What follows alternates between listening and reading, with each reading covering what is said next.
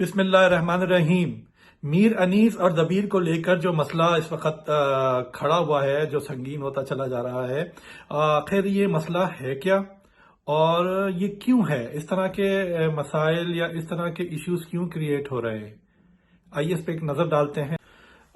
جناب عقیل الغروی صاحب کی ویڈیو پہ جو کامنٹ لوگوں کو دیکھ کے، تو میرے خیال سے لوگوں کو تھوڑا سا احساس کرنا چاہیے کہ ہر محفل کے اپنے تقاضے ہوتے ہیں۔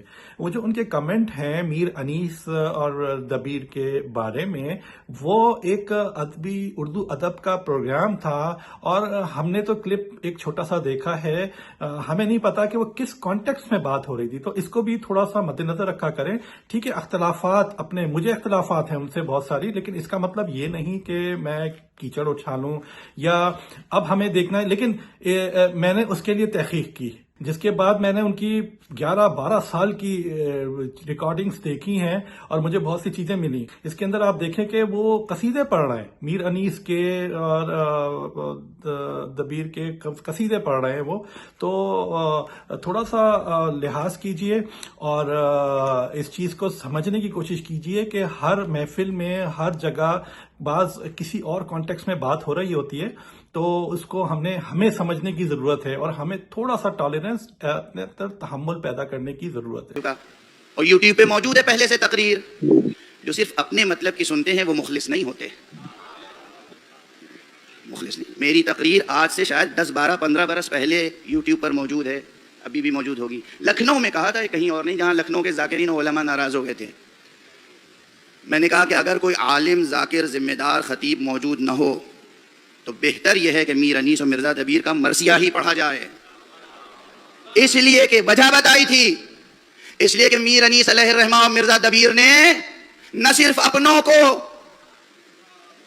صرف شیعوں کو نہیں، جب وہ ممبر پہ آ کے مرثیہ پڑھتے تھے تو مسلمان اور ہندو اور عیسائی سب بیٹھ کے مرثیہ سنتے تھے اور سب فیض حسینی لے کے جاتے تھے۔ آج کا ہمارا جاہل لطیفہ گو ذاکر اپنوں کو سمیٹ نہیں سکتا، غیروں کا کیا پیغام پہنچائے؟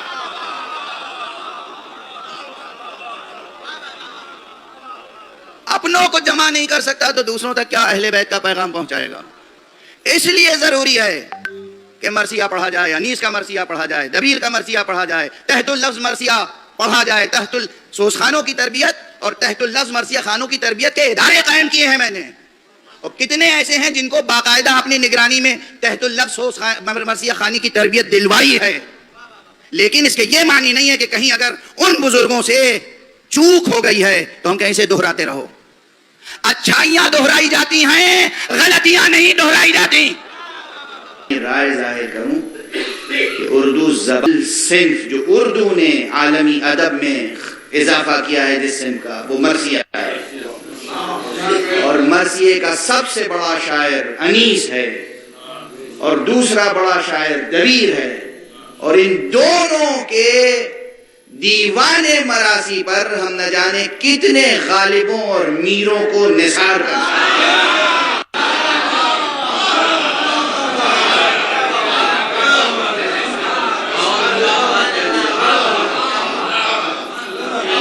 ادبی دلائل سے میر کی عظمت اپنی جگہ، میر کی عظمت اپنی جگہ۔ عاشقانہ جذبات کو غزل میں ادا کر دینا ابتدائی سطح ہے، ان عاشقانہ جذبات کو ارتفاع دے کر غزل تک مرثیے تک پہنچانا انیس کا کارنامہ ہے۔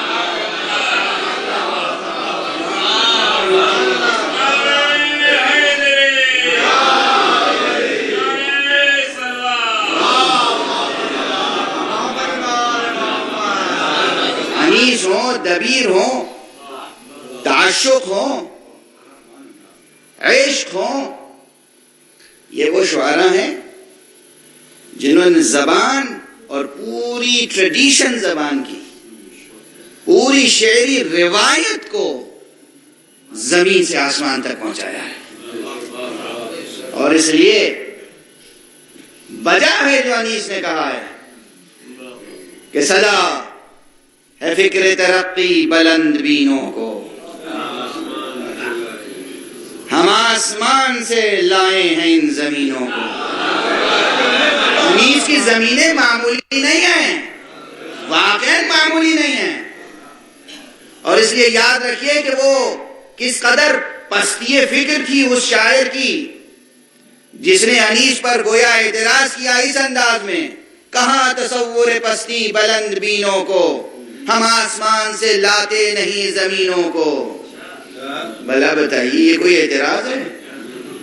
جواب دینے والے نے جواب بھی دیا ہے، مکتب انیس کے شاعر نے جواب دیا ہے، اور میر انیس کی ترجمانی کو آگے بڑھایا یہ کہہ کر کہ صدا عروج کی دھن ہے بلند بینوں کو۔